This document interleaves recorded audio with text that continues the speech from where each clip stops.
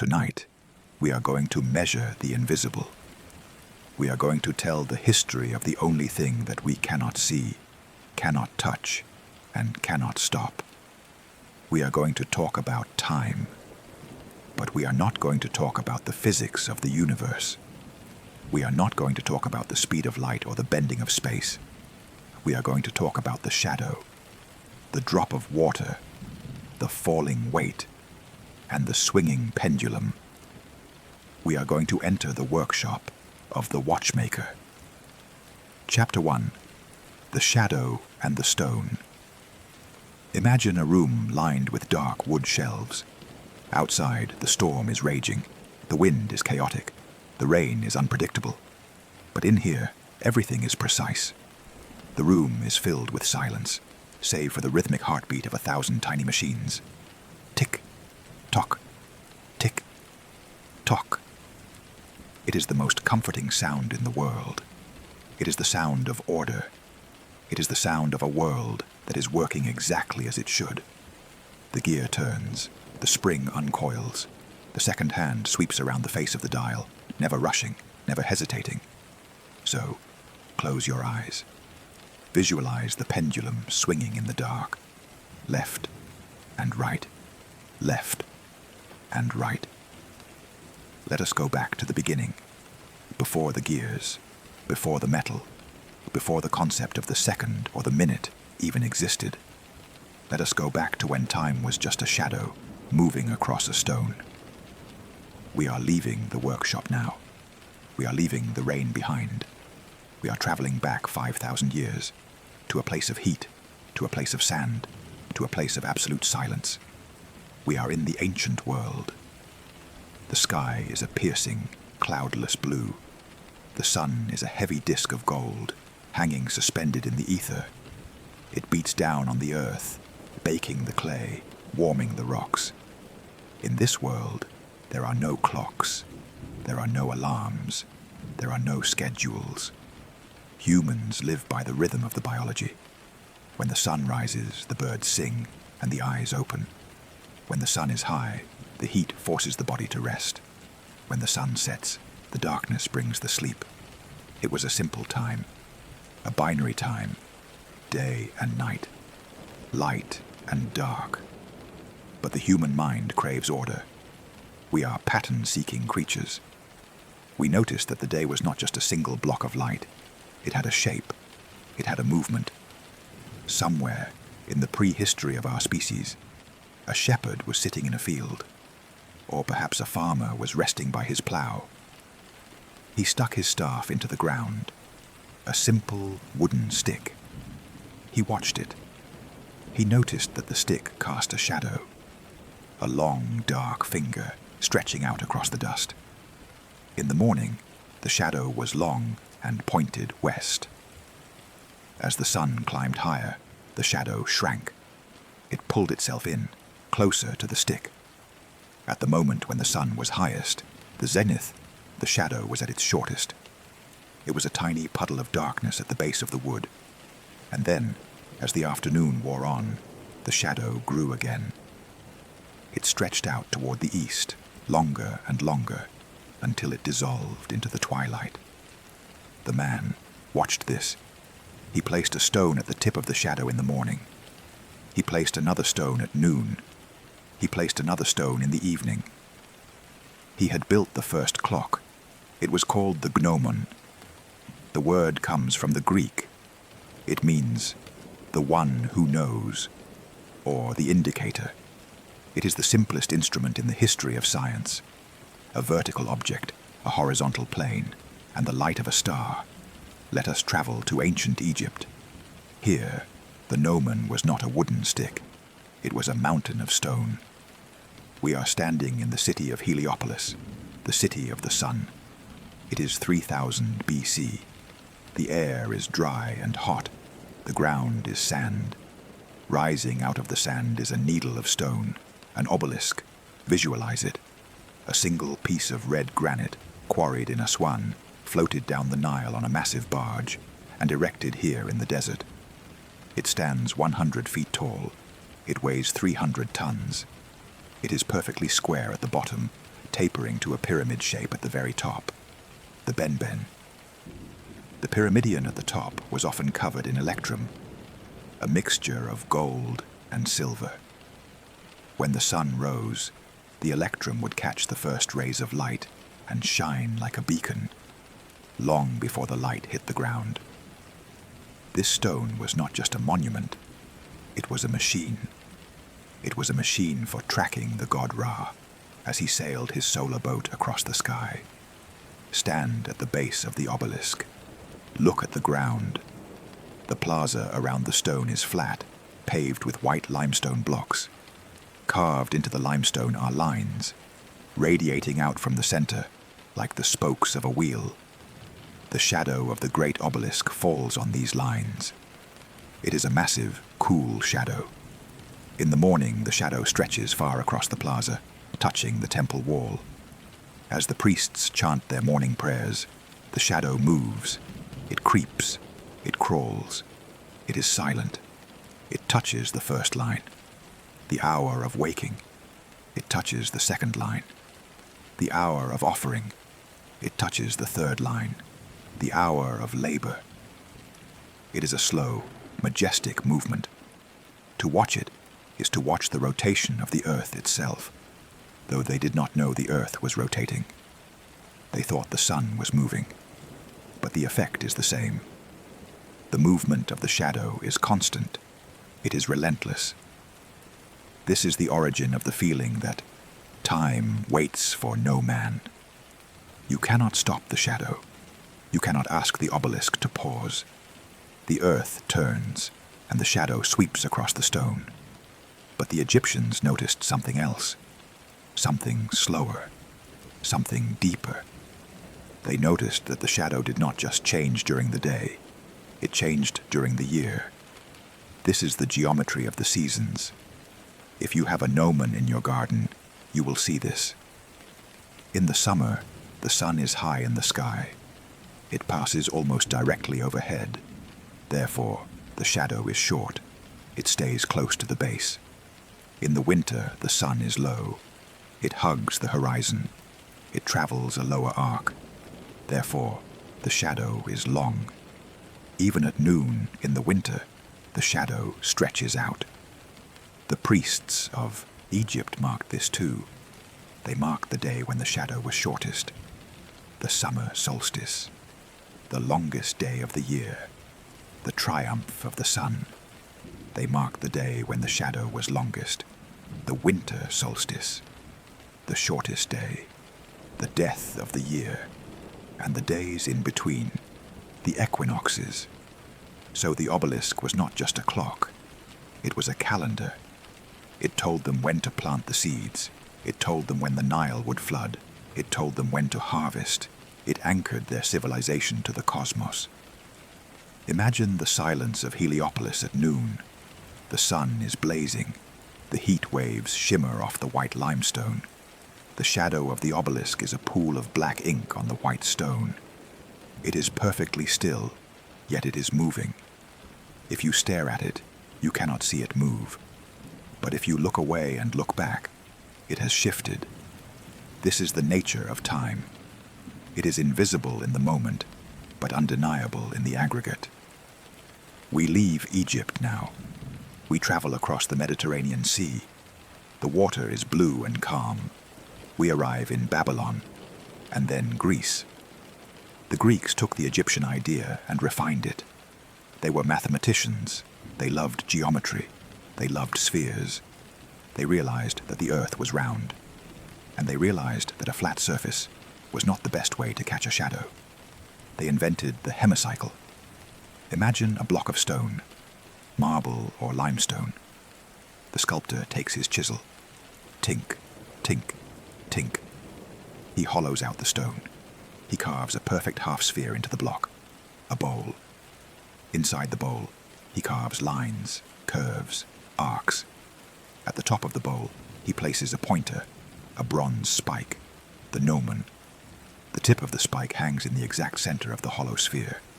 When the sun shines, the point of the shadow falls onto the curved interior of the bowl. This was a much more precise instrument. It could track the hours with greater accuracy. But there was a problem with the ancient time, a problem that would confuse us today: the temporary hour. In our modern world, an hour is an hour, 60 minutes. It is the same length in July as it is in December. It is the same length at noon as it is at midnight. But in the ancient world, time was elastic. They divided the daylight into 12 hours, always 12. But the daylight is longer in the summer and shorter in the winter. So in the summer, a Greek hour was long. It might be 75 minutes. In the winter, a Greek hour was short. It might be 45 minutes. Time stretched and shrank, breathing with the seasons. Imagine living in that world. In the summer, your workday was long. You moved slowly. The sun hung in the sky forever. The shadow in the stone bowl barely moved. You had time for conversation. You had time for philosophy. In the winter, the day rushed by. The sun hurried across the sky. The shadow raced across the stone. You had to hurry. You had to finish your work before the light failed. Time was organic. It was connected to nature. It was not a rigid grid imposed on life. It was a reflection of life. Let us sit in a Greek garden, a peristyle. It is the afternoon. The air smells of rosemary and hot stone. There is a fountain bubbling nearby, the sound of water mixing with the sound of the cicadas. In the corner of the garden stands the hemicycle. The marble is white, blinding in the sun. The bronze gnomon has turned green with age, verdigris. You watch the shadow. It is crossing the line of the 9th hour. It is time for the bath.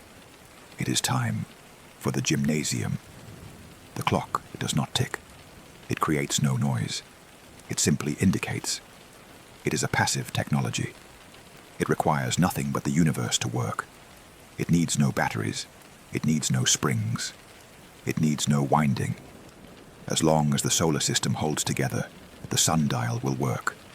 Even 10,000 years from now, if the marble survives, it will still tell the true time. There is a comfort in that stability, a clock that cannot break. But the sundial had a weakness, a fatal flaw. It needs the sun. What happens when the clouds come? Imagine the Greek garden again. The sky darkens. Grey clouds roll in from the Aegean Sea. The light becomes diffused. The shadow fades. The edge of the darkness blurs, then disappears. The stone bowl is empty. The pointer stands alone. The time is lost. Or what about the night? Half of our lives are spent in darkness. For the ancients, the night was a time of mystery. Time stopped. There were no shadows to measure. How do you know when to change the guard? How do you know when to wake up the baker? How do you know how long the sick child has been burning with fever? They needed a new kind of clock, a clock that did not depend on the sky, a clock that worked in the dark. They looked at the fountain. They looked at the water. They realized that water flows, and if water flows at a constant rate, it can measure time. This was the birth of the Clepsydra, the water thief. But before we move to the water, let us stay with the stone and the shadow for a moment longer. There is a famous sundial in Rome. It was built by the Emperor Augustus. He brought a massive obelisk from Egypt, the Obelisk of Montecitorio. He set it up in the Campus Martius. He paved a vast plaza with travertine. He inlaid bronze lines into the ground. It was the largest clock in the world. The shadow of the tip of the obelisk fell on the bronze lines to mark the hours, the seasons, and the winds. Imagine standing there in the bustling city of ancient Rome. The noise of the carts, the shouting of the merchants, the marching of the soldiers. But in the center of the square, the silence of the shadow. It moves across the bronze. It ignores the politics. It ignores the wars. It ignores the noise. It marks the passage of the sun. indifferent to the chaos of the humans below. There is a peace in surrendering to this kind of time, cosmic time. You are not fighting the clock. You are watching the planet spin. The rain outside your window is heavy now. Listen to it. Drum, drum, drum. It is covering the sun. If you had a sundial in your garden right now, it would be useless. The shadow is gone. We are forced to go inside. We are forced to look for other ways to measure the passing moments. Visualize the stone of the sundial. It is warm to the touch. It has a rough texture. The lines are carved deep. Run your finger along the curve of the hour line. It feels permanent. Now, imagine the sun setting. The light turns gold, then orange, then purple. The shadow stretches out. It becomes long and thin, reaching across the garden, touching the flowers, touching the wall. And then it dissolves. The gnomon stands in the twilight. It has finished its work for the day. The night has come. The dominion of the shadow is over. We must turn to the dominion of the drop. The world is dark. The stars are out. We need a vessel. We need a hole. We need the element of water. But that is the story for the next chapter. For now, stay in the garden. The heat of the day is radiating from the stones. The air is cooling down. You are sitting on a marble bench. Your body is heavy. The stone supports you. You have watched the sun travel across the entire sky. You have witnessed the day. You do not need to know the exact minute. You do not need to know if it is 8 or 8:05. It is simply evening. It is simply rest. The precision of the modern world has not been invented yet. There is no ticking clock in this garden. There is only the soft rustle of the leaves and the fading warmth of the sun. Let yourself sink into this ancient, imprecise time. Time that flows like honey. Time that breathes. The shadow is gone. The stone is sleeping. You are safe in the quiet of the past. Rest your eyes. Feel the slow rotation of the earth carrying you into the night. Slow, steady, eternal. Sleep. Chapter 2. The Vessel and the Drop. The sun has set. The shadow of the obelisk has vanished into the twilight. The gnomon in the garden stands useless in the dark. The dominion of the light is over. But time does not stop when the sun goes down.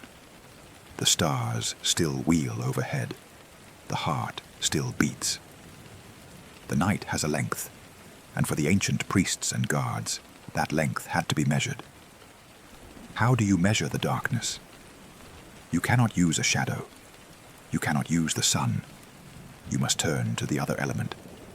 You must turn to the heavy, fluid, constant element of the earth. Water.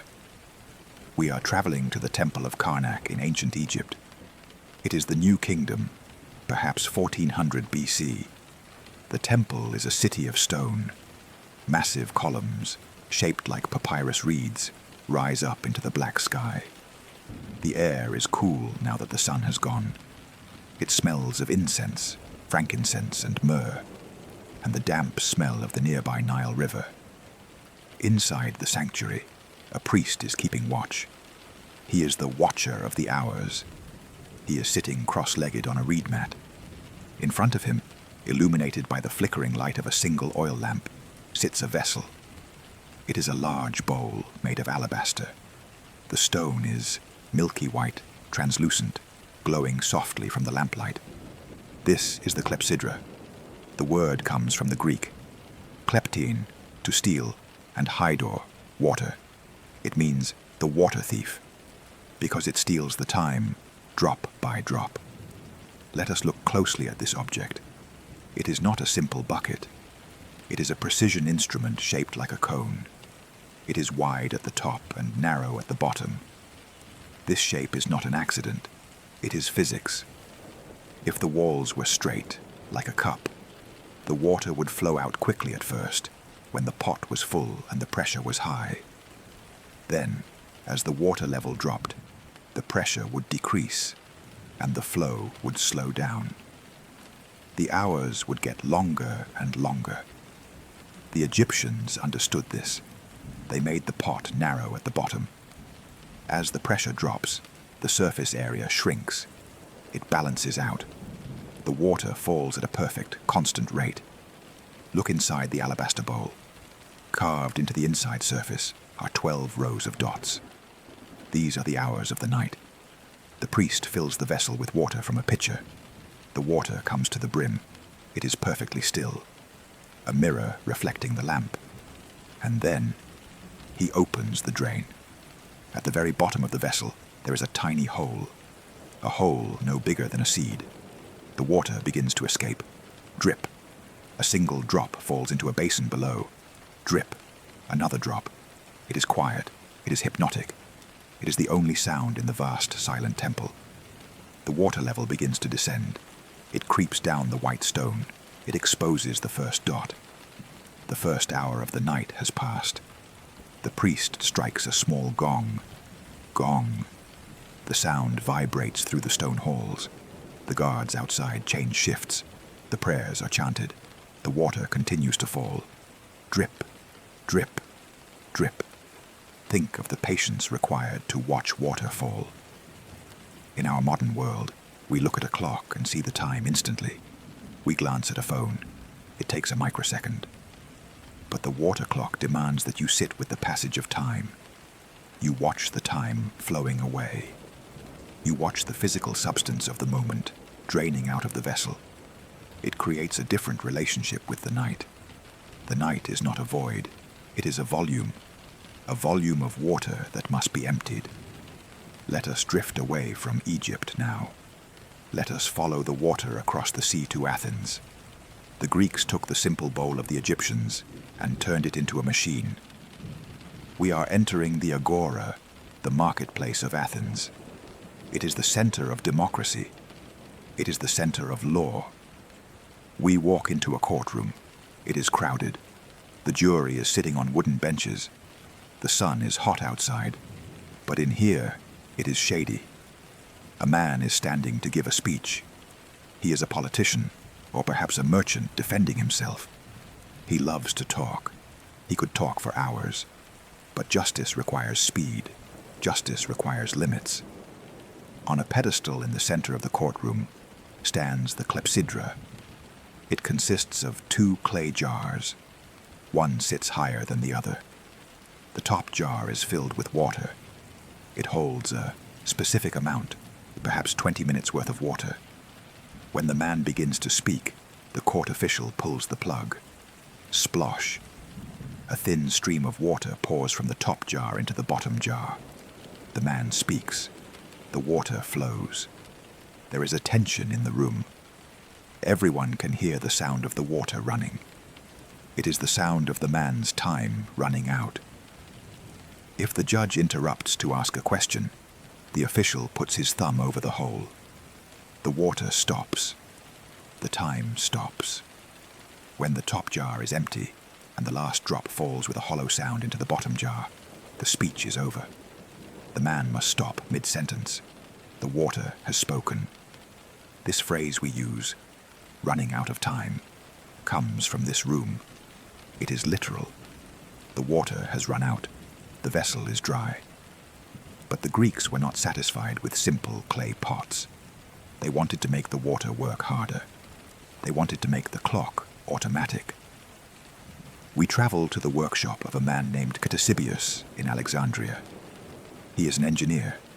He is a father of pneumatics and hydraulics. He looks at the water clock and sees a flaw. The hole at the bottom always gets clogged. A piece of dirt, a speck of dust, and the time stops. Or the hole wears away from the water friction, gets bigger, and the time moves too fast. Clepsydra invents the inflow Clepsydra. Instead of measuring the water flowing out, he measures the water flowing in. Imagine a complex system of bronze and copper pipes. There is a source of water, a tank that is always kept full to the brim, so the pressure is always exactly the same. This is the constant head. Water drips from this tank into a cylindrical chamber. Drip, drip, Drip. Inside the chamber, there is a float. A piece of cork, perhaps, or a hollow bronze ball. As the water rises, the float rises. Sticking out of the top of the float is a rod, and on top of the rod is a small statue, a figure of a man holding a stick. As the float rises on the tide of the time, the statue rises. The stick points to a column next to the clock. On the column, the hours are marked. So, as the night goes on, the little man climbs the column, pointing to the time. It was the first clock with a face. It was the first time a machine moved itself. Ctesibius added gears. He placed a rack of teeth on the rod. As the rod rose, it turned a gear. The gear turned a dial.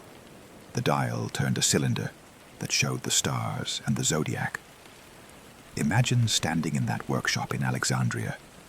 The room is filled with the sound of gurgling water. Bronze pipes are hissing softly. It is a wet machine. It smells of damp metal. The statue moves so slowly you cannot see it. But if you leave the room and come back an hour later, the statue has ascended.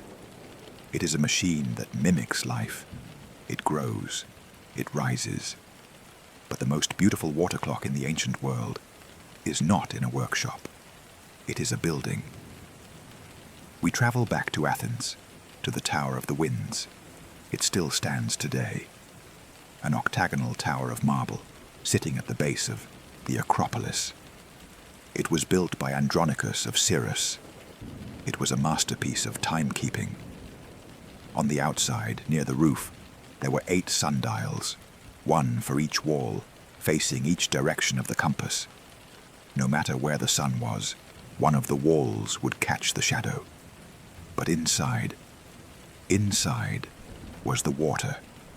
The tower was fed by a spring from the Acropolis hill. The water flowed down through lead pipes. Inside the tower, there was a massive bronze tank. The water filled it slowly, steadily, day and night. It powered a display of the heavens. It turned a metal disc that showed the sun and the moon moving through the constellations. It was a planetarium powered by gravity. Imagine standing inside the Tower of the Winds during a storm. The real wind is howling outside, whistling past the marble corners. The rain is lashing against the roof. But inside, the artificial water is calm. The bronze tank fills silently. The gears turn smoothly. The universe inside the tower is orderly, even while the universe outside is chaotic. This is the promise of the clock. It creates a sanctuary of order. Let us move east now. The history of time is not just a Mediterranean story. We travel along the Silk Road. We travel to China. The Chinese emperors were the masters of time. They believed that the emperor connected heaven and earth. If the calendar was wrong, the dynasty would fall. So they built clocks of immense scale. We are in the Song dynasty. The year is 1090. We are standing in the capital city of Kaifeng. Looming over us is a wooden tower, 40 feet high. It looks like a pagoda. This is the cosmic engine of Susong. It is a water clock, but it is the size of a house. Inside the tower is a massive wheel, 10 feet wide. It has scoops on the rim, like a water wheel at a mill. But it does not turn continuously. It stops and starts. Water pours into a scoop. The scoop gets heavy. Creak. It tips. Splash. The wheel turns one notch. A lever catches it. Clunk. It locks. Then the next scoop fills. Wait. Fill. Tip. Clunk. It is the sound of a giant heartbeat. A wet, wooden heartbeat. This machine drove an armillary sphere on the roof, tracking the movement of every star in the sky. It was so complex that inside the tower, there were wooden mannequins, puppets, that would pop out of little doors to ring bells and beat drums. Imagine the sound of this machine at night, the splashing of water, the creaking of heavy timber, the sudden gong of the puppet marking the hour. It was a mechanical organism, drinking water and spitting out time. But let us return to the simple vessel. let us return to the silence. The giant towers and the complex gears are impressive, but they are loud. For sleep, we want the simple drop. We are back in the quiet room. We are back in the ancient temple. The lamp is burning low. The oil is almost gone. The light is dim. The alabaster bowl is nearly empty. The water has drained away, hour by hour. Look at the water at the bottom of the vessel. It is a small pool. Watch the final drops form at the hole. Water is a strange substance. It likes to stick to itself. Cohesion. The drop forms. It hangs from the stone lip. It grows heavy. It stretches out, becoming a teardrop shape. It catches the light of the lamp. A tiny, suspended jewel. Gravity pulls it. Surface tension holds it. It is a battle between two forces. And then, gravity wins. Plip, it falls. It hits the surface of the basin below. It creates a ripple. Circular waves radiating out from the center, bouncing off the walls of the basin, crossing each other. Then the water settles. It becomes glass again, waiting for the next drop. There is a deep relaxation in this rhythm. It is slower than a heartbeat. It is slower than a breath. It is the rhythm of geology, the rhythm of the cave. The rain outside your window is made of the same stuff. The water falling from the sky is the same water that dripped through the Clepsydra of Karnak 3,000 years ago. It has evaporated. It has formed clouds. It has fallen. It has flowed into the river. It has been drunk. It has been sweated out. It has evaporated again. It is the eternal cycle. The water clock does not create time. It simply lets it flow. Imagine your own thoughts are like the water in the vessel. At the beginning of the day, the vessel is full. The pressure is high. The thoughts are swirling, rushing, trying to get out. But now, it is night. The vessel is draining. The pressure is dropping. The flow is slowing down. The thoughts are fewer. They are dripping away, one by one. Drip. A worry about tomorrow. Let it fall. Drip. A memory of yesterday. Let it fall. The level is going down. The vessel is emptying. There is space now. There is room in the jar. The sound of the dripping water merges with the sound of the rain outside. Plip. Patter. Plip. Patter. They become one sound. A wall of water. A shield of liquid. The priest in the temple blows out the lamp. The alabaster bowl goes dark. But the water continues to flow. It does not need the light. It works in the dark. It is the faithful servant of the night. You can stop watching now. You can stop measuring. The night will pass whether you watch it or not. The sun will rise whether you worry or not. The water knows what to do. Gravity knows what to do. Your body knows what to do. Sink into the mattress. Let your limbs be heavy and fluid, like water. Let your breathing find the rhythm of the drop. Slow, liquid, heavy. The vessel is empty. The time is gone. There is only the silence of the stone and the comfort of the rain. Rest now. Flow into sleep. Drift, drift, drift. Chapter 3. The Desert and the Glass. The water has drained away. The alabaster bowl is empty. The temple in Egypt is silent. We are leaving the element of water. Water is life, but water is difficult. It evaporates in the heat of the summer sun. It freezes into ice in the cold of the northern winter. It splashes, it spills. It changes its flow when the air gets thick. To measure time perfectly, the ancients needed something more stable. They needed something dry. They needed something that had been dead for 1,000,000 years. They turned to the stone, but not the solid stone of the obelisk. They turned to the crushed stone, the pulverized stone, sand. We are traveling now to a landscape of absolute dryness. We are in the deep desert, the Sahara, or the Gobi. The sun is beating down, but we are looking at the ground. Miles and miles of dunes. rolling waves of gold and orange. This landscape is made of time. Every grain of sand here was once a mountain. It was once a boulder. It was once a jagged rock. But the wind and the rain and the friction of 10 million years have ground it down. They have polished it. They have turned the mountain into dust. Sand is the ultimate survivor. It cannot be broken any further. It is permanent. And so, it became the perfect tool to measure the passing of the hours. We are entering the era of the hourglass. The sand glass. It is an object of perfect symmetry. It is the most beautiful of all the clocks. Picture it in your mind. It does not have a face. It does not have hands. It does not have numbers. It is simply form. Two bulbs of glass, connected by a narrow neck. A waist. The top bulb is the future. It is full of potential.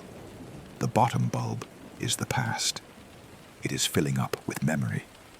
The neck is the present, the tiny, narrow moment where the sand actually flows. The now. Let us enter the workshop of a glassblower in 14th century Venice, the island of Murano. This is where the hourglass is born. The workshop is hot, the furnace is roaring, but the craftsman is calm. He takes a blob of molten glass on the end of his pipe. It glows orange, like a miniature sun. He blows. He creates a bubble. He spins it. He shapes it. He creates two perfect spheres joined together. He must be precise. The neck must be exactly the right width. If it is too wide, the sand will rush through too fast. If it is too narrow, the sand will clog. It is a bottleneck of time. He cools the glass. It becomes clear. It becomes a hard, transparent shell. Now, he must fill it. But you cannot just use any sand. You cannot walk to the beach and scoop up a handful of dirt. Beach sand is angular. It is sharp. It is full of salt and shell fragments. It clumps together. The sand for a clock must be treated like gold. Listen to the recipe of the timekeeper. First, they take marble dust, or sometimes the shells of ostrich eggs, or tin and lead oxides. They grind it, scrape, scrape. They boil it in wine to clean it. They roast it in the fire to dry it. They sift it through the finest silk. Every grain must be a perfect sphere. Every grain must be exactly the same size. They call this flow granular physics. Unlike water, sand does not care about pressure. In the water clock, when the bowl is full, the water pushes down hard and it flows fast. As the bowl empties, the flow slows down. But sand is different. Sand creates arches. The grains stack on top of each other. The pressure at the bottom is the same, whether there is a ton of sand above it or an ounce. It is constant. It is linear. The glassblower pours the prepared sand into the bulb. It slides in with a soft, dry hiss. Shh. He seals the top. He melts the glass shut. This is a crucial moment. The hourglass is hermetically sealed. It is a vacuum. The air inside is trapped. No moisture can get in. No humidity can make the sand sticky. The time inside the glass is cut off from the world outside. The storm can rage. The ship can sink. The house can burn. But inside the glass, the sand will fall at exactly the same speed. It is a closed universe. The hourglass is placed in a frame, usually wood, oak or mahogany. 4 pillars to protect the fragile glass. Let us place the hourglass on a table. It is a library table. Dark wood. The room is quiet. The rain is beating against the leaded glass windows. We turn the glass over. Gravity wakes up. Watch the top bulb. The surface of the sand is flat. But in the center, a dimple forms. A depression. The sand begins to slide toward the center. It creates a vortex. A whirlpool of solids. Now, look at the neck. The stream of sand is thin. It is like a thread of silk. It is not falling. It is pouring. It makes a sound. It is the quietest sound in the world. Sss. It is the sound of silence being interrupted by friction. It is a white noise. It masks the other sounds of the room. It creates a blanket of calm. Now, look at the bottom bulb. This is the most hypnotic part. The sand hits the bottom. It does not splash like water. It piles up. It builds a mountain, a perfect cone. The grains slide down the sides of the mountain. They tumble over each other. There is a law in physics called the angle of repose. Sand can only stack so high before it slides. It creates a slope of exactly 34 degrees. It corrects itself. Pile, slide, pile, slide. It is a geological process happening in real time. You are watching a mountain being built, grain by grain. The hourglass became the clock of the ocean. Water clocks did not work on ships. The waves made the water slosh around. The time would spill. Pendulums did not work. The rocking of the ship disturbed the swing. But the hourglass was immune to the waves. We are on a ship now. A galleon crossing the Atlantic. It is 1500. The ship is groaning. Creak. Groan. The waves are smashing against the hull. But in the captain's cabin, or by the ship's wheel, the hourglass hangs in a gimbal. It is the half-hourglass. The ship's boy, the youngest sailor on board, has one job. His job is to watch the glass. He stares at the sand. He watches the top bulb empty. He waits for the last grain to fall. The moment the stream stops, he flips the glass, and he rings the bell. Clang, clang. This is the origin of ship's bells. 1 bell, 12:30. 2 bells, 1. 3 bells, 1:30. 8 bells, 4. End of the watch. The entire rhythm of the sailor's life, sleeping, eating, working, was dictated by the turning of the glass. Imagine sitting in the dark hold of the ship, listening to the storm. You do not know what time it is. You cannot see the sun. But then you hear the bell. Clang, clang. You know that the sand has run out. You know that the watch is changing. There is order in the chaos. But the hourglass is not just a tool. It is a symbol. It is the symbol of the monk, the hermit, the scholar. We travel now to a painting, an oil painting from the Renaissance. St. Jerome in his study. The painting is dark and warm. A man with a long white beard sits at a wooden desk. He is reading a large book. A skull sits on the desk. A memento mori, a reminder of death. And next to the skull, an hourglass. But in this context, the hourglass is not scary. It is peaceful. The monk is not fighting time. He is studying it. He accepts that the sand is running out. He knows that he cannot stop it, so he does not try. He focuses on the book. He focuses on the present moment. The hourglass teaches us acceptance. When the sand runs out, the clock stops. The motion ceases. It is the only clock that can truly stop. A mechanical clock ticks forever. It pushes you. It demands attention. But the hourglass has a natural end. It runs for an hour, and then it rests. It waits for you to turn it over. If you don't turn it over, time sits still. Imagine owning an hourglass. You place it on your bedside table tonight. The lamp is low. You turn it over. The sand begins to fall. You lie back on the pillow. You watch the falling stream. It is a singular point of focus. Your eyes lock onto the stream. Your breathing slows down to match the flow. Smooth, continuous, unbroken. Unlike the tick-tock of the mechanical clock, which is jerky and abrupt, the sand is fluid. There are no seconds here. There are no minutes. There is only the flow. You are watching gravity pull the earth through a hole. Let us think about the vast deserts again. The source of the sand. The wind blows over the dunes. Whoosh. The shape of the dunes changes every night. The sand shifts. It flows like a slow liquid over the bedrock of the world.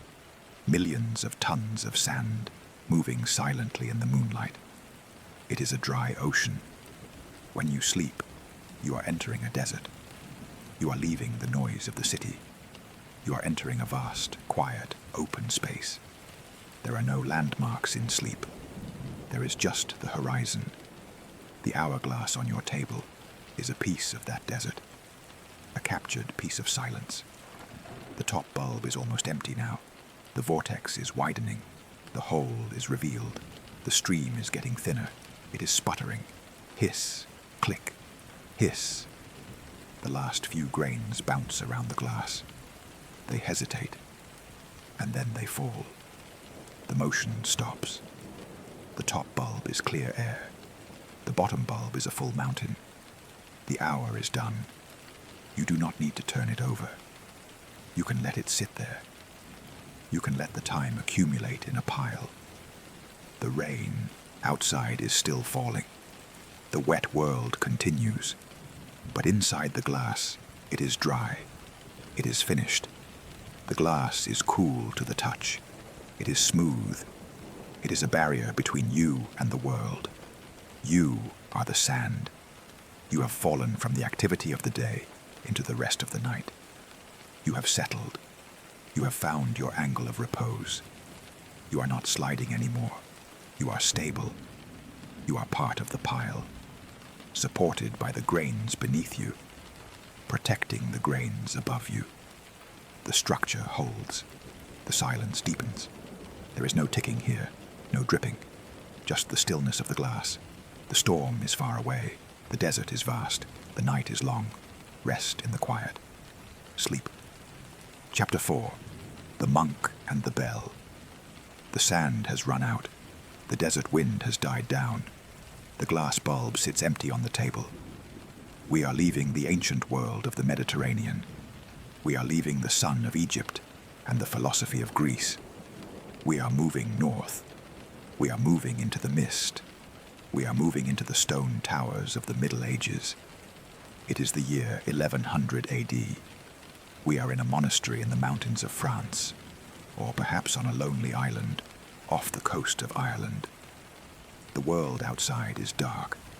It is a world of mud and forest, a world without electricity, without street lamps, without maps. But inside the monastery, there is a light. A single beeswax candle flickers in the drafty hall. We are here because this is where the modern clock was born. It was not born for science. It was not born for commerce. It was not born for travel. It was born for prayer. The monks lived by a strict code known as the Rule of Saint Benedict. The rule stated, idleness is the enemy of the soul. Every moment of the monk's life was regulated. There was a time to work, a time to eat, a time to read, and most importantly, a time to pray. But they did not just pray when they felt like it. They had to pray at specific, rigid intervals. These were called the canonical hours. Let us listen to the rhythm of the monastic day. It is a ladder of time, climbing from the darkness into the light. It begins in the deep night, matins, midnight. The monks must rise from their straw mattresses. They must walk through the freezing stone cloisters to the church. They chant the psalms in the dark. Lauds, 3 a.m., the watch of the morning, the first hint of light, prime. 6 a.m., the first hour. The sun rises, the work begins, terse. 9 a.m., the third hour, sext, noon. The sun is high, the shadow is short, nonins. 3 p.m., the ninth hour, the work ends, vespers. 6 p.m., the evening star appears, the candles are lit, compline. 9 p.m., the completion, the final prayer before sleep. Matins, lauds, prime, terce, sext, nonins, vespers, compline. Repeat the names in your mind. They are the rungs of a ladder. But here was the great problem. How do you know when it is matins? How do you know when it is midnight? The sundial is useless. The sun is gone. The water clock is unreliable. In the freezing stone monastery, the water freezes. It turns to ice. The time stops. The hourglass runs out too fast. Someone has to stay awake to turn it over every hour. If the monk falls asleep and misses the prayer, the order of the universe is broken. The soul is in danger. They needed an alarm. They needed a machine that could see in the dark, a machine that could wake the sleeper. Before they found the gear, they found the candle. We travel to the study of King Alfred the Great. England, 9th century. The king needed to measure his time, but he had no clock. So he invented the candle clock. He took a predictable amount of wax. He made candles that were exactly 12 inches long. He marked the side of the candle with scratches. 1 inch equals 20 minutes. He lit the wick. The flame ate the time. As the wax melted, the time vanished. The shadow of the candle got lower and lower on the wall, but a draft from the window could make the candle burn too fast. So Alfred built a case around it, a lantern made of translucent horn, the time lamp. It was a clock of smell. As the candle burned, it filled the room with the scent of beeswax and smoke. But the monks took this idea further. They turned the candle into an alarm.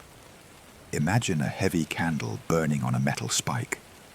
The monk takes a small metal ball, a heavy iron bearing.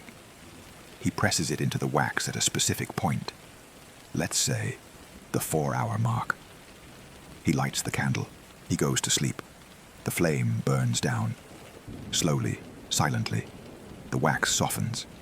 When the flame reaches the metal ball, the wax can no longer hold it. Clang. The iron ball falls. It hits the metal plate below. The sound echoes through the cell. The monk wakes up. It is time for matins. It was a fire alarm, a gravity alarm. But candles were expensive, and they were imprecise. The monks wanted something stronger. They wanted a voice that could speak to the whole valley. They wanted the clocker. The word clock comes from the Latin clocker and the Celtic clagan. It means bell.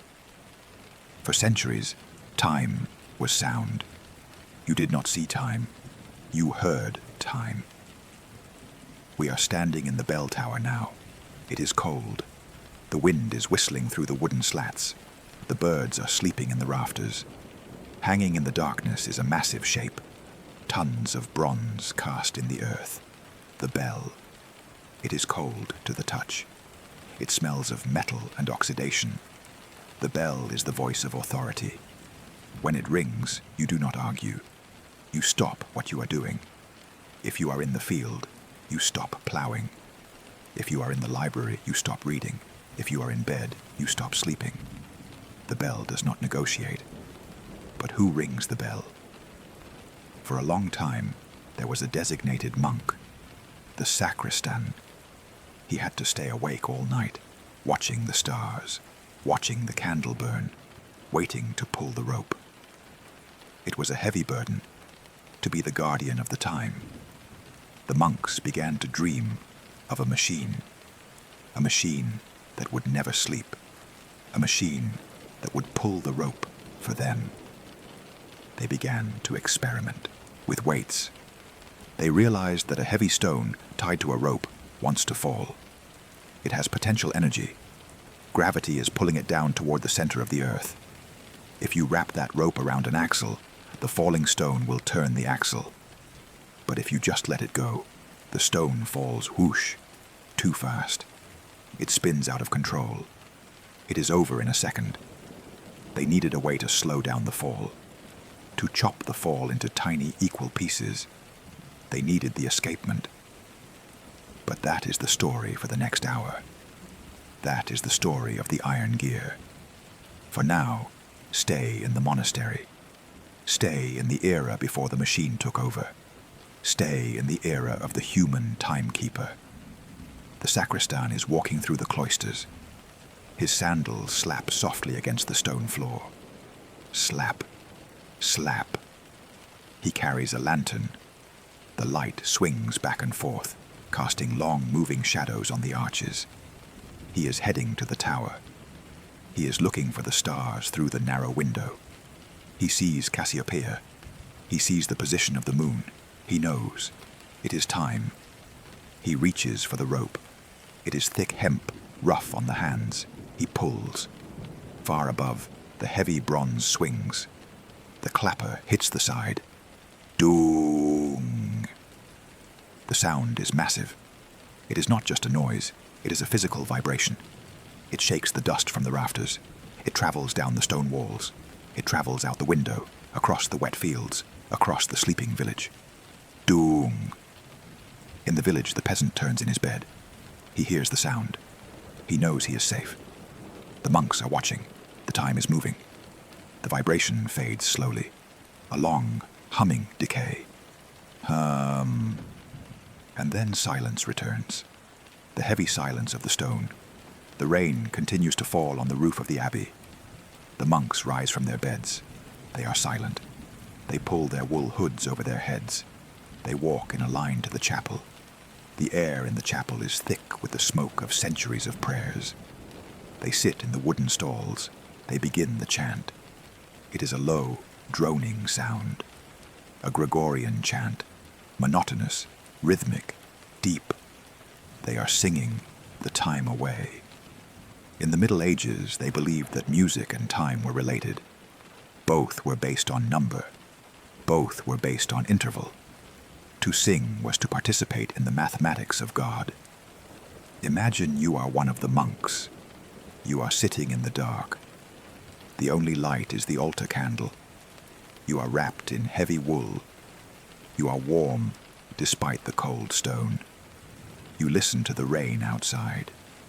You feel the rhythm of the chant vibrating in your chest. You are not worried about the future. You are not regretting the past.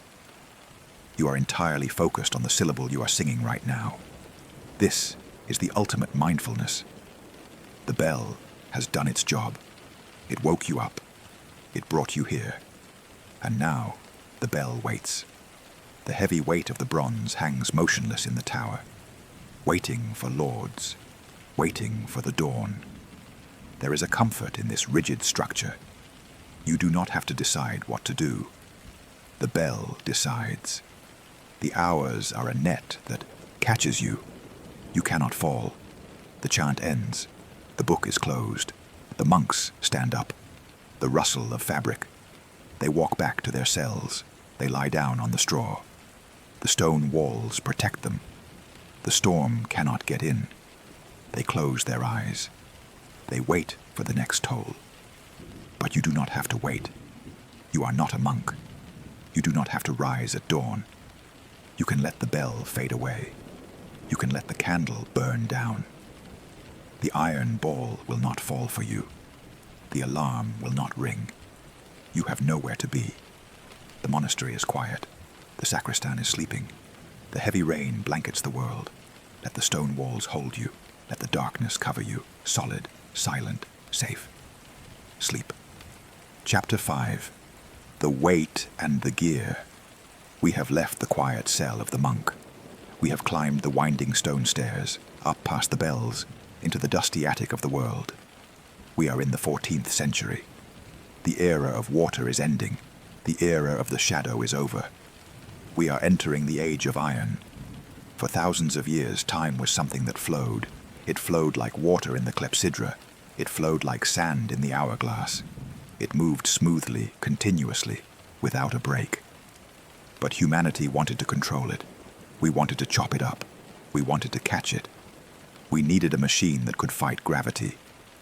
We are standing inside the clock tower of Salisbury Cathedral in England. It is the year 1386. Before us stands a massive machine. It does not look like a clock. It looks like a steam engine or a torture device. It is made of hand-forged iron. It is black, greasy, and cold. There are no brass gears here. There are no delicate springs. This machine was not built by a jeweler. It was built by a blacksmith. It was hammered out on an anvil amidst fire and sweat. Let us look at the engine of this machine. It is not electricity. It is not a spring. It is a stone. Hanging from a thick hemp rope, descending down into the darkness of the tower shaft, is a massive weight.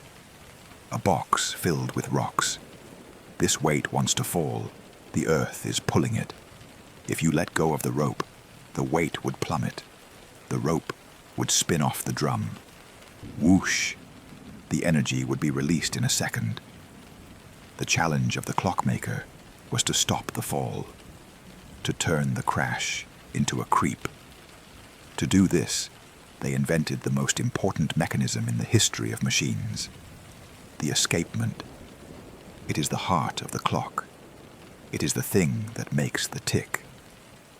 Look closely at the iron mechanism. There is a wheel with teeth. It looks like a saw blade bent into a circle. This is the crown wheel. The falling weight is trying to turn this wheel. It is pushing hard, but blocking the wheel is a vertical rod, the verge, and on top of the rod is a horizontal bar, the foliot. It looks like a hammerhead shark, a metal bar with two small weights hanging on either end. Watch the dance of the iron. The heavy stone pulls the rope. The crown wheel tries to turn. A metal pallet, a tooth on the verge, catches the wheel. Clunk. It stops it. The force of the wheel pushes the pallet aside. This twists the vertical rod.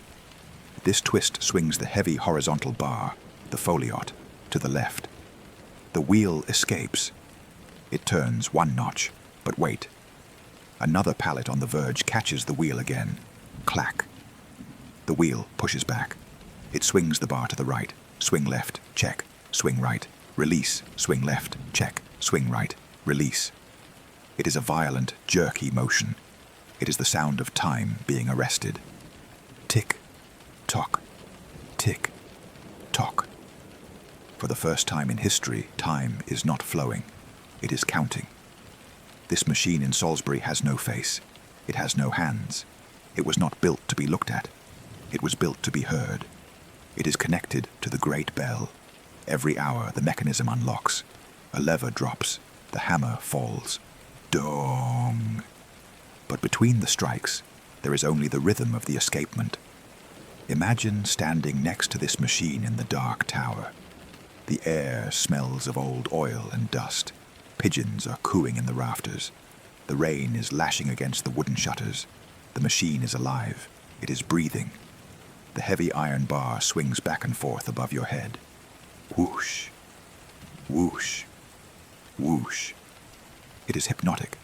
It is the heartbeat of the cathedral. The blacksmiths who built this did not know they were changing the human mind. Before the gear, time was organic. An hour was about that long. It was the time it took to boil a pot of beans. It was the time it took to walk to the next village. But the machine changed that. The machine said, an hour is exactly 3,600 ticks. It made time rigid. It made time mathematical. Let us travel to Italy, to the city of Padua. It is the year 1364. A man named Giovanni de Dondi is working in his study. He is not making a crude iron banger like the English. He is making a masterpiece. He calls it the astrarium. It is the most complex machine ever built by a human being up to that point. It has 7 faces, 1 for the sun, 1 for the moon, and 1 for each of the 5 known planets: Mars, Venus, Mercury, Jupiter, Saturn. De Dondi spent 16 years building it. He cut the gears from brass and bronze. He filed the teeth by hand. He was trying to put the universe into a box. He looked at the sky and saw a clockwork mechanism. He saw the planets moving in perfect circles. He believed that if he could build a machine that mimicked the sky, he could predict the future. Imagine the sound of the astrarium. It is quieter than the tower clock. It is a soft clicking. Click, click, click, click. Hundreds of gears meshing together. A web of brass. If you turned the key, you could see where Mars would be in 100 years. You could see the phases of the moon next month. It was a miracle. But it was fragile. It stopped working often. It needed to be cleaned. It needed to be loved. Clocks in the Middle Ages were like pets. They required a governor, a keeper. If the day was hot, the metal expanded, and the clock slowed down. If the oil got thick in the winter cold, the clock stopped. If a spider spun a web in the gears, the time died. The clock was fighting a constant battle against entropy, against the dust, against the friction. Let us return to the heavy iron tower clock. It is more robust. It is built to survive. Think of the weight descending, the heavy box of stones. In the morning, the keeper comes. He grabs the crank. He winds the rope. Crank, click, crank, click. He is lifting the energy. He is storing his own muscle power into the stone. He lifts it all the way to the top of the tower. And then he leaves. And slowly, over the next 24 hours, the stone gives that energy back. It gives it back 1 second at a time. It is a battery of gravity. There is something incredibly soothing about a weight-driven clock. It is not powered by electricity. It is powered by the earth itself. The same force that holds you to your bed is pulling the clock. Gravity is the engine of sleep. Gravity pulls the rain down from the clouds. Gravity pulls the eyelids down. Gravity pulls the stone down the shaft.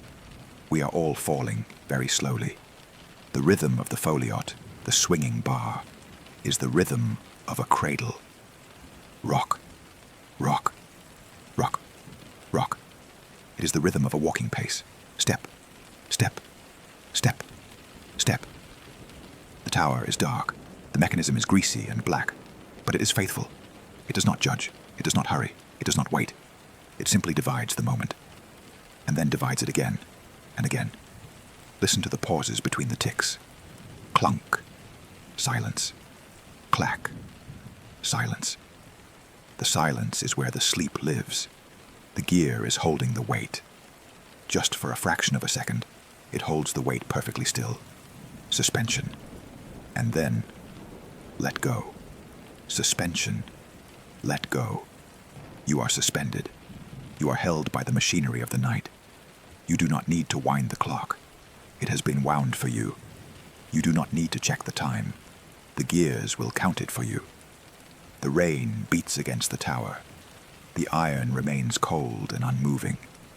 The movement is internal.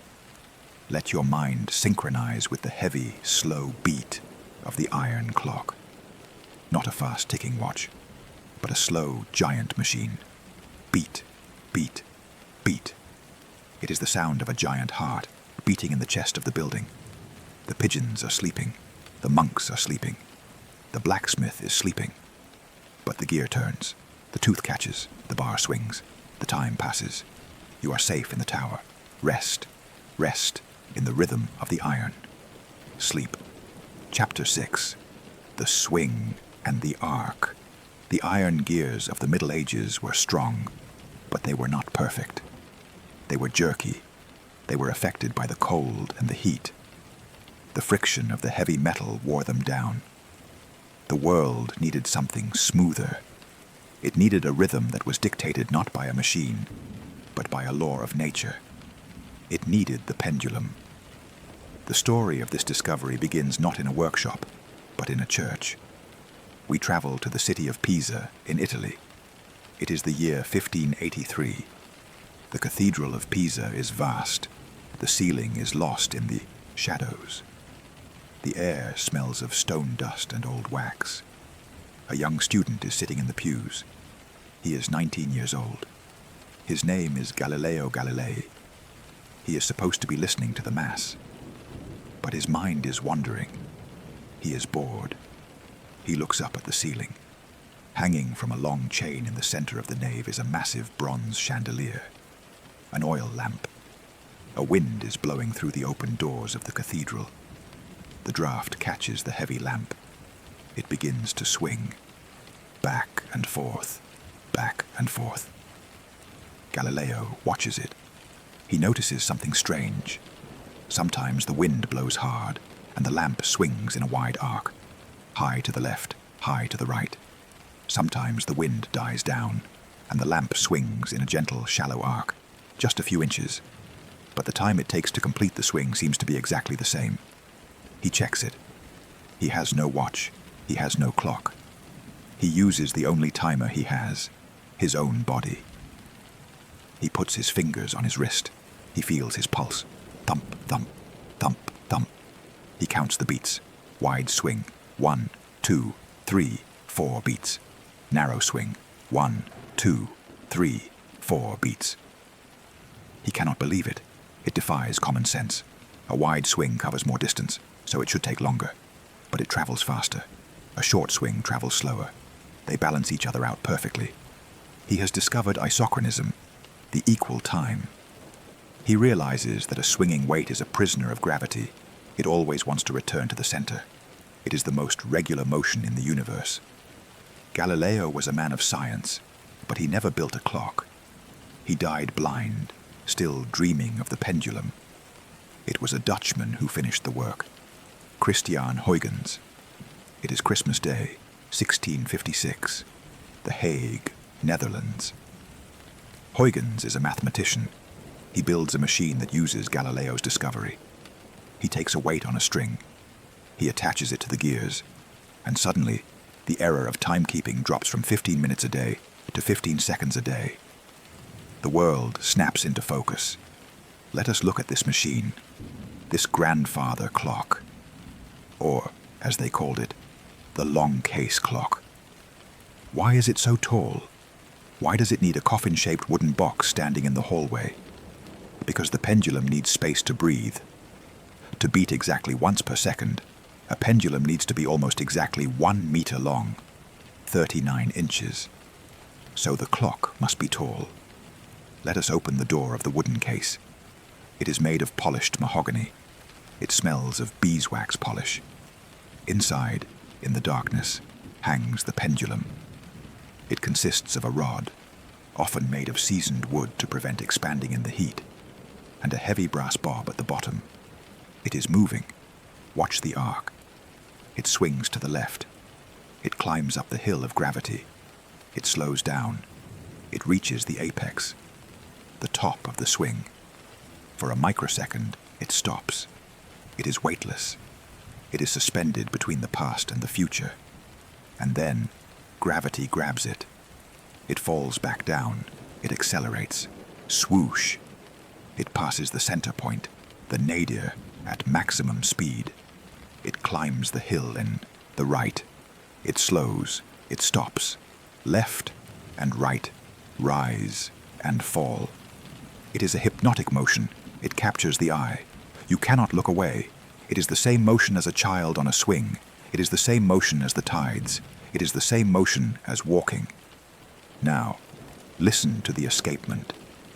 Huygens invented a new way for the gears to touch the pendulum. The anchor escapement.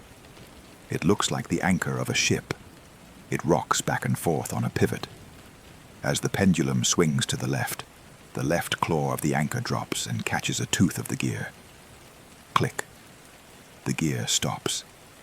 As the pendulum swings back to the right, the claw lifts and the right claw drops. Click. The gear turns one tiny amount. This creates the classic sound of the modern night. Tick, tock, tick, tock. Why are the sounds different? Why is it tick-tock and not tick-tick? It is the resonance of the case. It is the acoustics of the wood. It is the slight difference in the geometry of the left claw and the right claw. It is a binary song. Let us sit in a room with a grandfather clock. It is a library in 18th century London. The fire is dying in the grate. The rain is soft against the sash window. The house is silent. The servants are asleep. The street is empty, but the clock is awake. It stands in the corner like a sentinel, a tall wooden guardian. The face of the clock is silver and brass. The moon phase dial smiles down at you, but the heart of the clock is the swing. Watch the brass disc gleam in the firelight. It catches the orange glow of the embers. a flash of light every second. Flash, flash, flash. Your eyes follow the light. Left, right, left, right. Your head moves slightly, imperceptibly, tracking the motion. This movement, this lateral eye movement, is deeply connected to the brain's sleep centers. It is how we process trauma. It is how we calm down. The pendulum is literally mesmerizing you. It is telling you that everything is under control. Physics is working. Gravity is working. The laws of the universe are holding together. You do not need to worry. The clock is driven by a weight, just like the medieval tower clock. But now, the weight is hidden inside the case. Every week, the master of the house must wind it. He opens the door. He pulls the chain. Roo. He lifts the heavy lead weights back to the top. He stores a week's worth of gravity in the potential energy of the lead. And then, he closes the door. And slowly, over 7 days, the weights descend. They power the swing. The long case clock became the heart of the home. People treated it like a family member. They gave it a name. They spoke to it. When the owner died, it was tradition to stop the clock, to hold the pendulum, to break the connection. But tonight, the clock is running. Tonight, the rhythm is unbroken. Let us go deeper into the mechanism. Let us shrink down and sit on the anchor. We are riding the escapement. We feel the kick of the gear wheel. Each time the tooth hits the pallet, it gives a tiny push, a tiny impulse of energy. It is like pushing a child on a swing. You don't need to push hard. You just need to push at exactly the right moment. Resonance. The gear pushes the anchor. The anchor pushes the pendulum. The pendulum swings. It is a perfect transfer of energy, from the falling weight to the swinging brass. The beat is slow, 60 beats per minute. This is the resting heart rate of a healthy human. It is the tempo of a largo piece of music. It is the tempo of a slow walk. As you listen to the tick-tock, your own heart begins to entrain. It wants to match the rhythm. If your heart is beating fast with anxiety, the clock slows it down. It acts as a pacemaker for the soul. Tick, breathe in. Tock, breathe out. Tick, breathe in. Tock, breathe out. The space between the ticks is where the relaxation lives. It is a waiting room. The pendulum is at the top of its arc. It is hovering. It is deciding to fall. Wait for it. Tock. There. It fell. It returned. The certainty of the return is what comforts us. We know it will come back. We know the rhythm will not break. The shadows in the room are long. The fire has turned to ash. The room is getting colder. But the clock does not care about the cold. The wooden rod of the pendulum is seasoned. It resists the temperature. It keeps the time true. Imagine the shadow of the pendulum swinging on the floor, a dark bar moving back and forth across the Persian rug. It is sweeping the floor, sweeping away the dust of the day, sweeping away the thoughts, back and forth, like a broom, cleaning the mind. The rain outside is a steady hum. It surrounds the house, but the clock is the heartbeat inside the house. You are lying on a sofa nearby. You are covered in a heavy wool blanket. You are watching the brass disc. It is getting blurry. Your eyelids are heavy. The sound is getting softer. It is not a sharp, metallic click anymore. It is a soft, wooden heartbeat. Lub-dub, lub-dub. The distinction between the clock and your body is fading. You are part of the mechanism. You are swinging with the gravity. You are weightless at the top of the arc, suspended, floating, and then falling gently into the next moment. The arc is smooth. There are no corners. There are no edges. Just a perfect curve. A smile of time. Follow the curve. Down and up. Down and up. Let the momentum carry you. You do not need to use your muscles. Gravity does the work. You are a passenger on the pendulum, riding the swing into the darkness, riding the swing into the sleep. Left, right, left, right. Rest, rest, rest. Chapter 7. The Coil and the Pocket. We have mastered the pendulum. We have tamed the swing. We have placed the tall wooden clock in the hallway to guard the house. But there is a problem with the pendulum. It is a prisoner of gravity. It must stand perfectly straight. If you tilt the clock, the beat becomes uneven. If you move the clock, the swing stops. If you put the clock on a ship, or in a carriage, or in your pocket, gravity gets confused. The time dies. For centuries, time was a location. You had to go to the time. You had to walk to the town square to see the dial. You had to walk to the hallway to hear the chime. But humanity wanted to own the time. We wanted to take it with us. We wanted to put the universe in our pocket. To do this, we had to invent a new engine. We had to replace the heavy lid weight with something lighter. We had to replace the pull of the earth with the tension of the metal. We had to invent the mainspring. Let us travel to the city of Nuremberg in Germany. It is the year 1505. The streets are narrow and medieval. But inside the workshops of the locksmiths, a revolution is happening. A man named Peter Henlin is working at his bench. He is holding a strip of steel. It is a long, thin ribbon. It has been tempered in fire and oil. It is blue-gray. It is springy. He takes this ribbon and he coils it. Imagine a snake coiling into a spiral, tighter and tighter. He places this coil inside a small brass drum, the barrel. He attaches the center of the coil to an axle. He takes a key. He turns the axle. Cruck, cruck, cruck. Inside the barrel, the steel ribbon tightens. The coils touch each other. The metal is stressed. It is full of potential energy. It wants to expand. It wants to push back.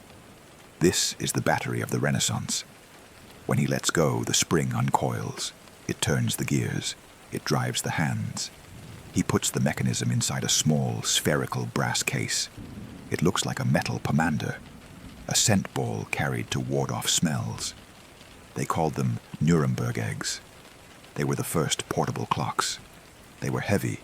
They were thick. They only had one hand, the hour hand. There were no minutes yet. The time was not accurate enough for minutes. But you could wear it on a chain around your neck. You could carry the time against your heart. But there was a flaw in the spring, a physics problem. Think of a toy. When you wind it up tight, it runs very fast. It buzzes with energy. But as it winds down, it slows. It gets sluggish. And finally, it stops. A clock that runs fast in the morning and slow in the evening is useless.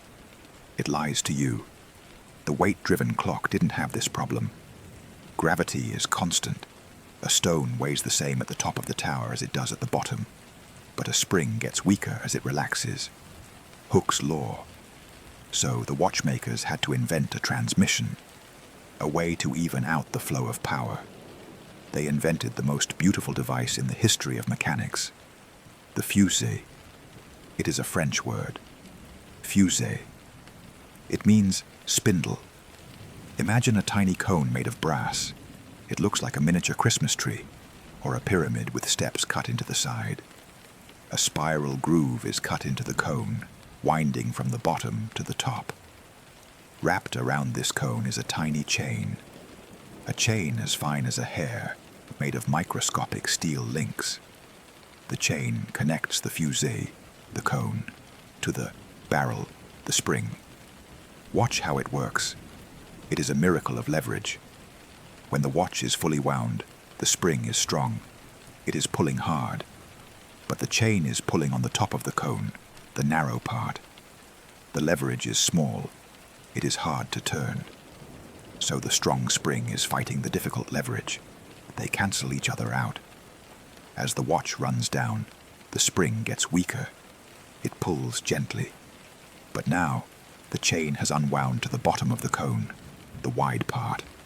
The leverage is huge. It is easy to turn. So the weak spring is helped by the easy leverage. Strong spring, hard pull. Weak spring, easy pull. The result is perfect, flat, constant torque. For 300 years, this tiny cone sat inside every pocket watch, regulating the energy, smoothing out the curve. It is a hidden genius, a mechanism of balance. Let us sit at the watchmaker's bench. It is late at night. The rest of the world is asleep. The workshop is lit by a single candle behind a glass sphere filled with water, a lens to focus the light on the work. The watchmaker wears a loupe, a magnifying glass stuck in his eye. He is working in a world of millimeters. He picks up a screw with tweezers. It is smaller than a grain of sand. He places it into a hole. He turns it with a screwdriver the size of a needle. Scritch, scritch. He is assembling the balance wheel. Since you cannot put a pendulum in a pocket, it would stop swinging. The watchmakers had to invent a pendulum that works anywhere. They took a metal wheel. They attached it to a tiny, hair-thin spring. The hair spring. When you push the wheel, it spins one way. The spring tightens. The spring snaps back. The wheel spins the other way. Coil, uncoil, clockwise, counterclockwise. It breathes. Look at the balance wheel beating in the heart of the watch. It moves fast, much faster than the grandfather clock. Tick, tick, tick, tick, tick. 5 beats per second, 300 beats per minute. It creates a shimmering blur of brass. It sounds like a living insect, a cricket in the grass, a busy, nervous energy. But it is precise. The watchmaker closes the case. Snap. The noise is muffled. It becomes a heartbeat. He holds the watch in his hand. He feels the vibration. The tiny machine is kicking against his palm. It is a live object. Now, imagine you are holding a pocket watch. It is a heavy gold object, smooth and cool. It warms up in your hand.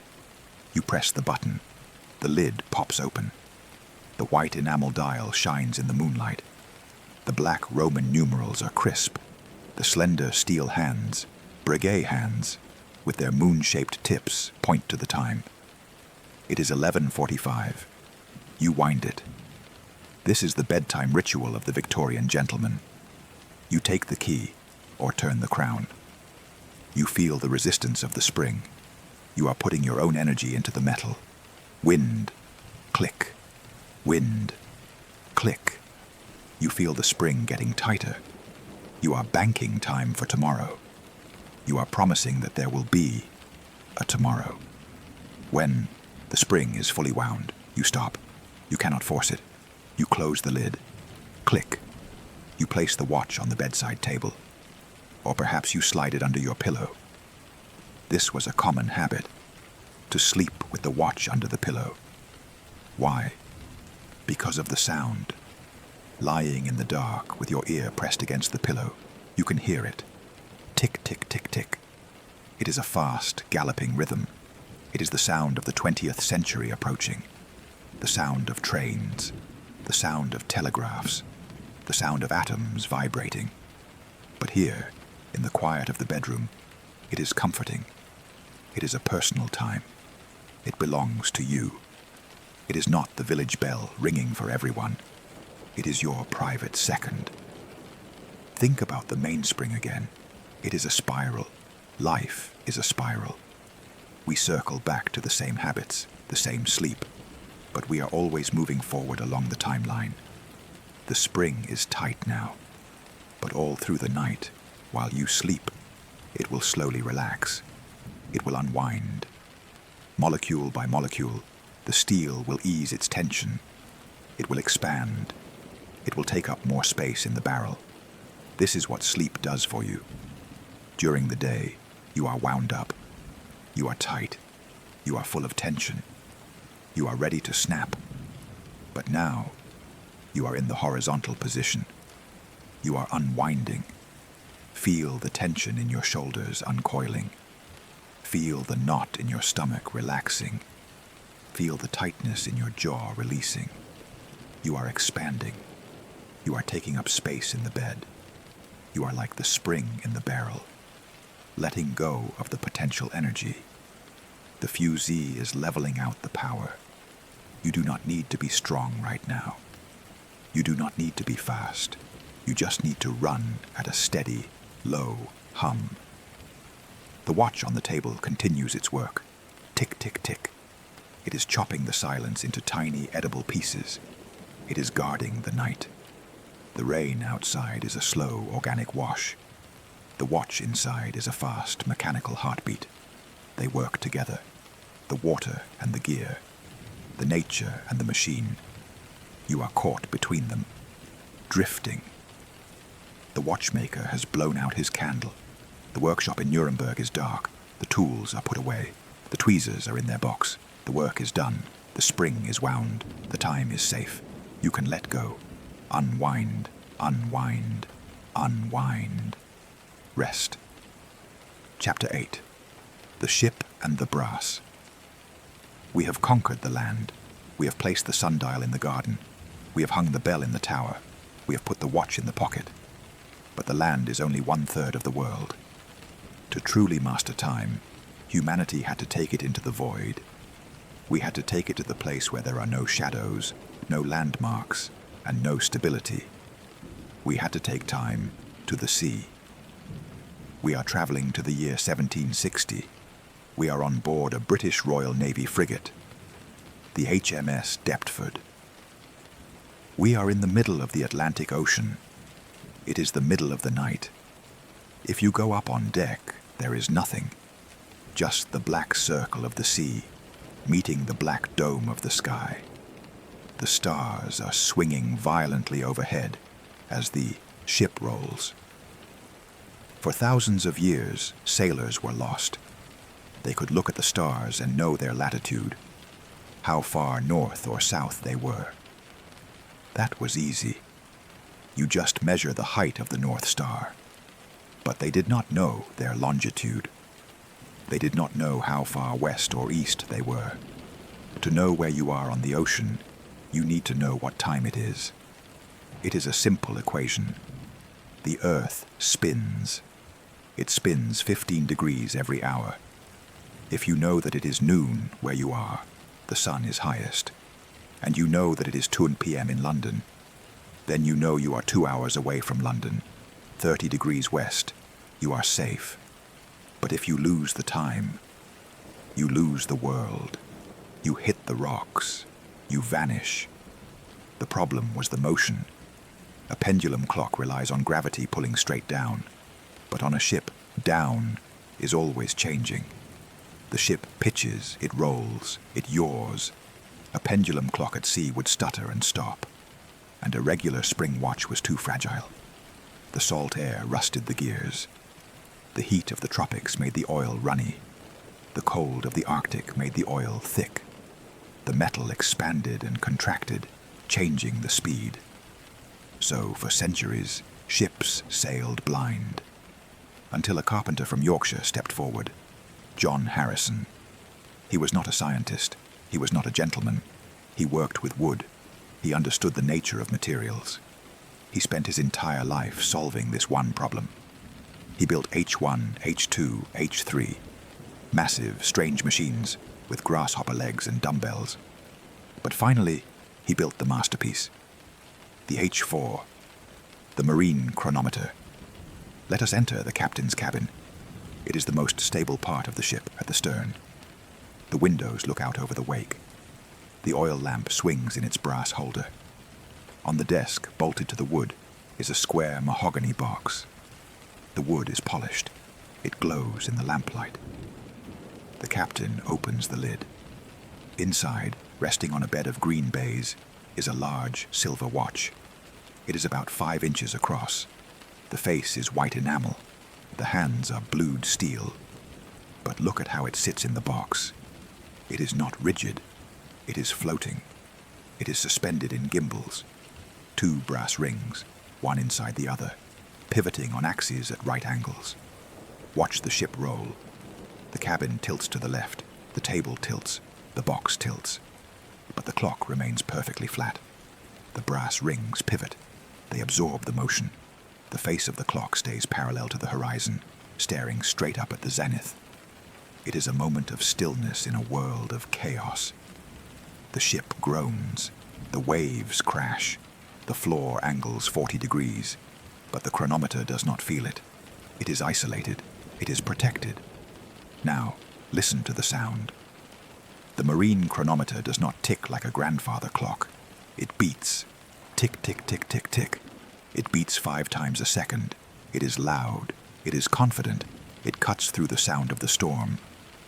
Inside the silver case, Harrison invented a miracle.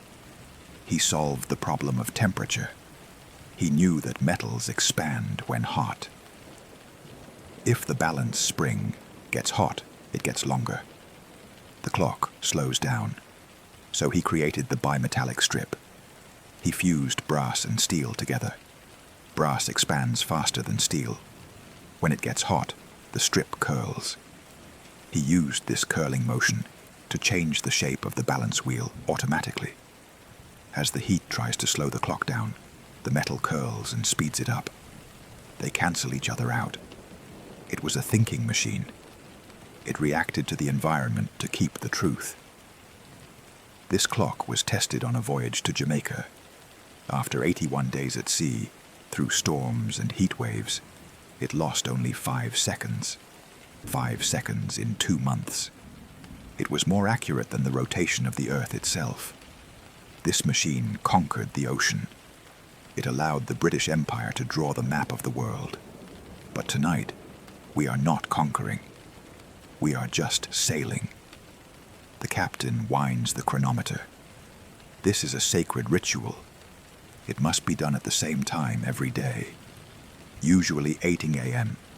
But let us imagine he is checking it now, in the quiet of the night.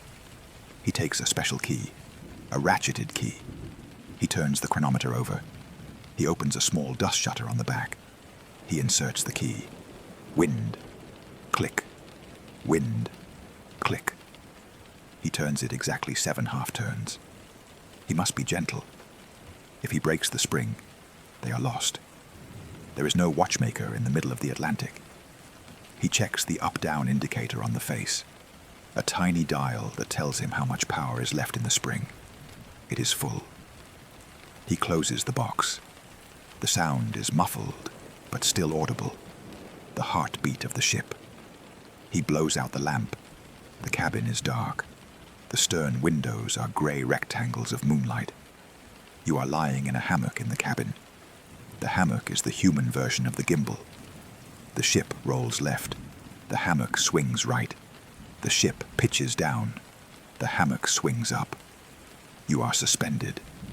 You are floating in the air, disconnected from the walls. You feel the motion of the ocean, but it does not throw you. It rocks you. It is the oldest lullaby. The rocking cradle. Up and down.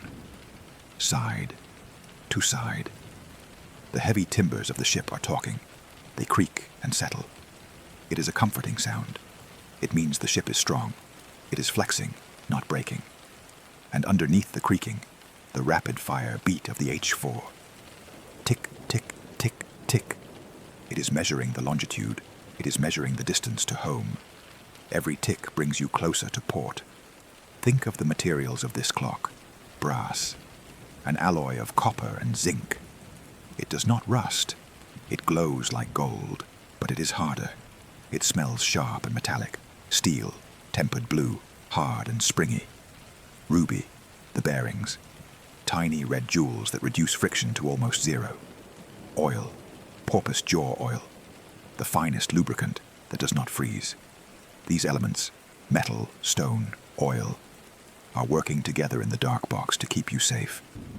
The ocean outside is vast. It is thousands of miles deep. It is full of whales and currents and mystery. But inside the box, there is only order. The second hand sweeps around. It does not jump. It sweeps. Time at sea feels different than time on land. On land, time is appointments, trains, meetings. At sea, time is just the watch. 4 hours on, 4 hours off. The ringing of the bell. The ship moves through the water. Shh. The foam hisses along the hull. You are moving through the void. You do not need to steer. The helmsman is on deck. He is watching the compass. He is watching the stars. You do not need to navigate. The chronometer is counting the degrees. You are a passenger. Let the roll of the ship relax your muscles. When the ship rises, you feel heavy, sinking into the canvas of the hammock. When the ship falls, you feel light, weightless, heavy, light, heavy, light. It is a massage for the inner ear. The storm is dying down. The waves are getting longer and smoother. The swell is gentle. The Atlantic is breathing, rise and fall. The brass clock shines in the moonlight, a small, mechanical moon. It is the anchor that holds you to the earth. You know where you are. You are here, in the warmth of the cabin. The brass is cool. The wood is warm. The blanket is rough. The ticking is fast, like a pulse. But your breathing is slow, like the tide. Let the rhythm take you. Drift on the surface of the deep. Drift toward the horizon. The land is far away. The worries of the land are far away. There is only the water and the time. Sailing into the night, safe in the gimbals. Sleep. Chapter 9. The crystal, the atom, and the stillness. The ship has docked. The anchor has dropped. The brass gears have stopped turning. We have traveled a long way tonight. We walked in the shadow of the Egyptian obelisk. We listened to the water dripping in the Greek court. We heard the heavy iron clunk of the medieval tower. We felt the swing of the pendulum and the kick of the spring. We have moved from the shadow to the water, to the weight, to the coil. But now we enter the final room, the room of the present. The era of the machine is over. The era of the gear is over. We have entered the age of the vibration. In the 20th century, humanity discovered that we did not need to build a rhythm. We did not need to carve gears or winesprings. We discovered that the rhythm was already there. It was hiding inside the stone. We are looking at a quartz crystal. Visualize it, a shard of rock. It is clear as ice. It is hexagonal. It is cold to the touch. It looks inert. It looks dead. But in 1880, Pierre Curie discovered a secret. If you squeeze this crystal, it creates electricity. And if you feed electricity into it, it moves, it vibrates. It doesn't swing like a pendulum. It doesn't spin like a wheel. It shivers. It resonates at a frequency that is pure and perfect. 32,168 times per second. This is the heartbeat of the modern world. Inside the battery-powered clock on your wall, inside the watch on your wrist, inside the computer in your pocket, there is a tiny tuning fork made of quartz. It is singing. It is singing a note so high that no human ear can hear it. It is the silent song of time. Imagine the peace of this mechanism. There is no friction. There is no oil to dry out. There are no heavy weights pulling on ropes. There is just a crystal floating in a vacuum, vibrating in the dark. It chops the second into 32,000 tiny pieces. It is precise. It is relentless. But it is quiet. The tick-tock is gone. The noise of time has vanished. Time has become invisible again. But we went deeper. We went past the crystal. We went to the building block of the universe, the atom. In a quiet laboratory in Colorado or London or Paris, there sits a machine. It is a metal box. Inside, there is a vacuum. Floating in the center of the box is a cloud of cesium atoms. Scientists shine a laser on them. The atoms vibrate. They oscillate. 9,192,631,170 times per second. 9 billion beats. This is the definition of a second. It is no longer based on the sun. The sun is messy, the earth wobbles, but the atom never wobbles. The atom is absolute truth. These clocks, the atomic clocks, coordinate the entire world. The GPS satellites drifting in space are listening to them. The internet is marching to their beat, but you cannot hear them. You cannot see them. Time has ascended. It has become a pure abstraction, a field of energy surrounding the planet. And that brings us back to you. We are back in your room. The journey is finished. Look at the clock in your room. Maybe it is a digital clock. Red or green numbers glowing softly in the dark. 11:59, 12, ooh. The numbers change silently. There is no click. 1 minute dissolves into the next without a sound. The flow of time has become smooth again, like the water in the ancient Clepsydra. Think about the now. The shadow on the sundial is gone. That was the past. The sand in the top bulb of the hourglass is waiting. That is the future. But the neck of the hourglass, the vibration of the crystal, that is the now. It is a tiny, infinite point. And in this point, there is stillness. You are lying in your bed. The rain is washing over the roof. The rain is not measuring time. It is just falling. The history of clocks is the history of anxiety. It is the history of trying to control the uncontrollable, trying to catch the wind. But tonight, we stop trying. We stop winding the spring. We stop pulling the rope. We stop watching the shadow. We let the mechanism break. Imagine all the clocks we have seen tonight. The obelisk in the desert. The sand has buried it. It is sleeping. The water clock in the temple. The water has evaporated. The bowl is dry. The tower clock in the cathedral. The iron has rusted. The weight sits on the floor. The pigeons are nesting in the gears. The pocket watch on the table. The spring has unwound. The ticking has stopped. The noise is gone. There is only the quartz, the silent vibration. And even that is fading. Your heart rate is slowing down. It is decoupling from the clock. You are entering biological time. The time of the cells, the time of the breath, in and out. There are no seconds here. There is only the rhythm of rest. You are floating in the gap between the ticks. The gap is getting wider. The silence is getting longer. You are safe. The world is synchronized. The atoms are vibrating so you don't have to. The satellites are watching the sky so you don't have to. You are free from the measurement. You are just a consciousness, drifting in the dark. The rain continues. A blanket of white noise. The room is cool. The bed is warm. Time is not a line anymore. It is a pool. A warm, deep pool of water. You are sinking into it, weightless, timeless. The journey is over. The book is closed. The shadow is gone. Rest in the stillness. Sleep, sleep, sleep.